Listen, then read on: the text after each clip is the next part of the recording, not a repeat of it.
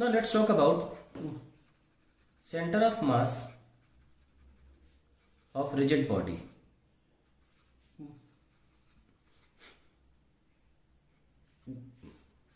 Rigid body मतलब होता है, या यू कहिए uniform distribution of mass bodies, ऐसे ही बोल सकते हो, ऑफ अ सिंगल बॉडी, या बोल सकते हैं सेंटर ऑफ मास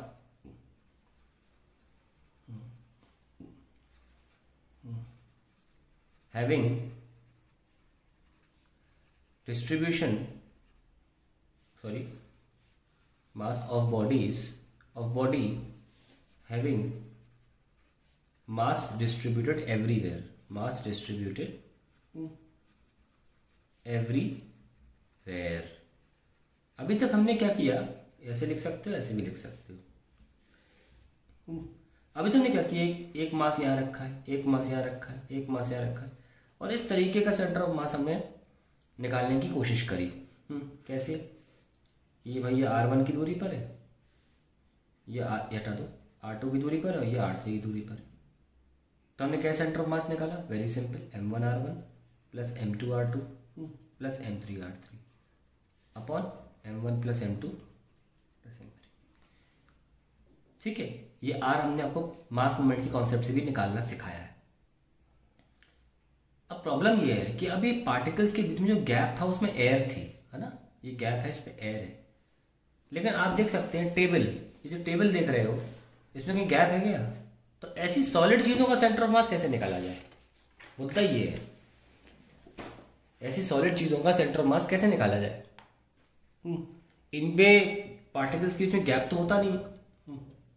तो मान लीजिए हमने एक सॉलिड बॉडी ऐसे ले ली, हर जगह मास है, और मान लीजिए कि यहां पे कहीं एक्चुअली में सेंटर ऑफ मास है, मान लिया, suppose this is point O, and this body is made up of infinite number of particles, yes sir, 1 2 and so on.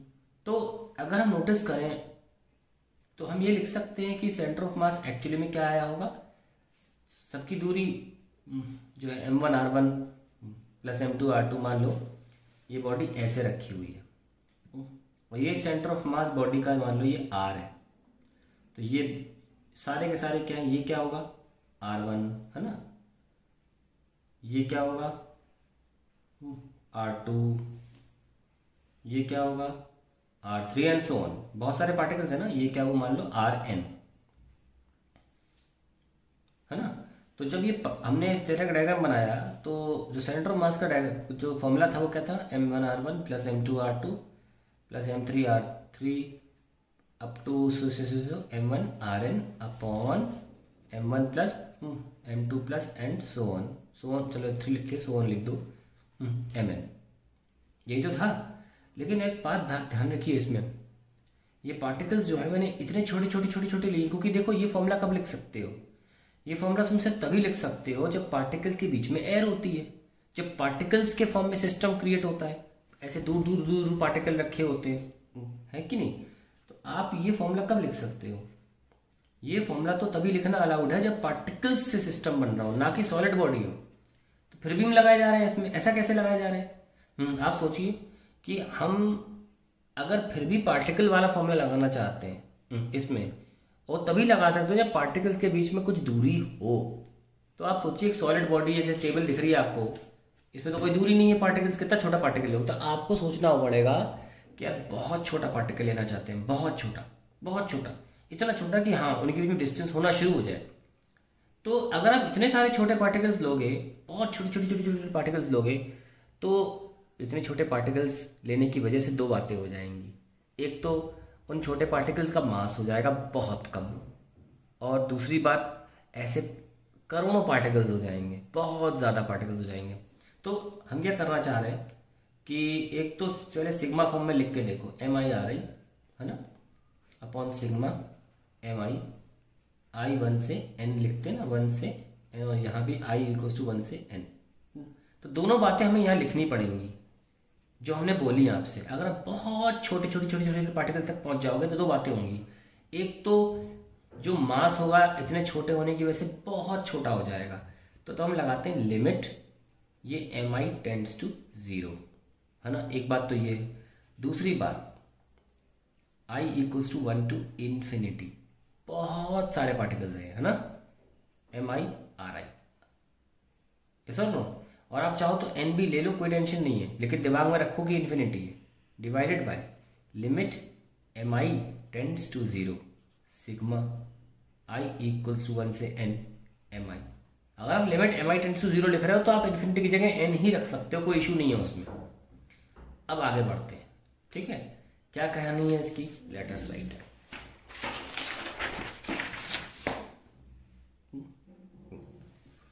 तो सेंटर ऑफ मास क्या हो गया, लिमिट मास टेंड्स टू 0, इतना छोटा मास लिया जा रहा है क्योंकि हम पार्टिकल फॉर्मूला लिखना चाहते हैं 1 से n divide by limit MI tends to 0 I equals to 1 से n MI। Now you know what, limit, ध्यान सुनना, limit x tends to 0 sigma x I, जानते हैं क्या होता है, और ध्यान सुनना, limit x tends to 0 sigma x I 1 से n, ध्यान सुनना क्या होता है ये। तो लिमिट x टेंड्स टू 0 और सिग्मा एक्चुअली इंटीग्रेशन होता है, ये इंटीग्रेशन की परिभाषा है। और क्योंकि x is tending to 0, xi become so small that we write it as dx। This is definition of integration. क्या होता है integration dx? It is summation of very small values and in very large numbers, summation of very small value x and very large number n tends to infinity, that is the definition of integration, yes or no। तो ये आप यहां पर replace कर सकते हैं, limit mi tends to 0 1 से n mi, ये सब क्या बन जाएगा, सिग्मा dm, और r का r ही रहेगा, r dm, ठीक है। ये आ गया आपका इंटीग्रेशन, और नीचे क्या लिखोगे, सेम चीज सिग्मा dm। ये तरीका है सेंटर ऑफ मास निकालने का, ओके। अब कैसे इसको यूज करना है, कैसे आगे सॉल्व होगा, हम एग्जाम्पल पे एग्जाम्पल की झड़ी लगा देंगे, लेकिन अभी आप देखिए फॉर्मूला लिखा कैसे गया। अब ना, इन case of uniform distribution of mass, uniform distribution of मास, यानी कि मास का, जैसे मान लीजिए मैं एक रूलर ले रहा हूं, तो रूलर का मास जो होता है वो हर जगह सेम रहता है ना। तो dx लेंथ में मास dm होगा, तो पूरी लेंथ में इंटीग्रेट करोगे तो मास m आ जाएगा। dx से अगर l पहुंचोगे तो मास भी dm से m पहुंच जाएगा। यानी कि जैसे जैसे लेंथ बढ़ रही है, हर dx का मास जो है, हर dx पोर्शन का मास जो है वो dm ही है। तो जब यूनिफॉर्म डिस्ट्रीब्यूशन होता है, छोटा सा कोई पार्ट उठा लोगे और एक और छोटा सा पार्ट उठाओगे तो दोनों के मास सेम आएंगे। लेकिन अगर मान लीजिए आपने कॉम्पोजिट रॉड बना दी, जैसे मान लो इतनी कॉपर की, इतनी लोहे की, इतनी मान लो इतनी एल्यूमिनियम, यहाँ तक एल्यूमिनियम है, यहाँ तक कॉपर है और यहाँ पे आयरन है, तो फिर आप ये बात नहीं बोल सकते एल्यूमिनियम हल्का होता है, कॉपर थोड़ा भारी, आयरन बहुत भारी होता है। तब ये नहीं बोल सकते हर dx का मास सेम है, हर dx का मास सेम है, अलग अलग है। तो फिर आप यहाँ पे ये कंसेप्ट नहीं लगा सकते कि सिंपली dm का m हो जाए, जैसे कि यहाँ हमने यूज किया था।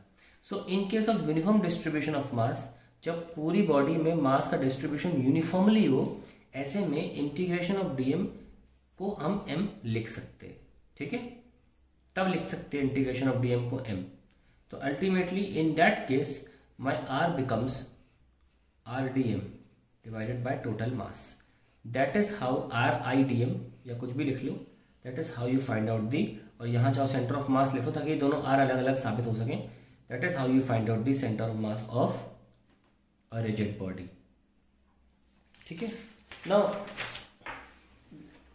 मैं आपको एक ऐसी बॉडी का भी सेंटर ऑफ मास निकाल के दिखाऊंगा जिसमें यूनिफॉर्म डिस्ट्रीब्यूशन नहीं है। तो जो बातें मैं यहाँ बोल रहा हूँ अगर थोड़ी भी क्लियर नहीं है तो एग्जाम्पल से सारी की सारी क्लियर होती चली जाएंगी, ठीक है। तो रिजिड बॉडी का हमने सेंटर ऑफ मास कैसे निकाला, r dm upon integration of dm। सब पता चल जाएगा आपको कैसे करना है ये, ठीक है, सब कुछ पता चल जाएगा। बस ये देखिए ये ऐसे है, तो यानी कि फाइनली फॉर्मूला क्या हुआ, r dm। That is the formula.